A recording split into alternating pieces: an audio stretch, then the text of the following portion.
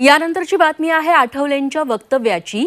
महादेव जानकरांनी डावपेच केल्यामुळे त्यांना जागा मिळाली। पवारांसोबत गेलो असतो तर मलाही मिळाली असती, मात्र प्रामाणिक असल्यामुळे गेलो नसल्याची प्रतिक्रिया रामदास आठवले यांनी दिली आहे। त्यांनी आज देवेंद्र फडणवीसांची भेट घेतली।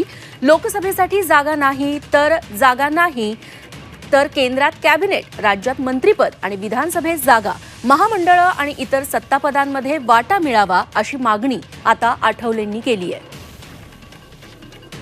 जानकर हे आमचे मित्रच आहे, त्यांना परभणीत जागा मिळालेली आहे। त्यांचा मला फोन आला होता, मी त्यांना फोन करून त्यांचं मी अभिनंदन केलेलं आहे आणि त्यांच्या प्रचाराला मी जाणार आहे। आता ते मध्यंतरी शरद पवारांना भेटून आले होते, त्यामुळं देवेंद्र फडणवीस हे हुशार राजकारणी आहे, त्यामुळं त्यांनी तिकडे जाऊ नये म्हणून त्यांच्यासाठी परभणी जागा सोडण्यात आली।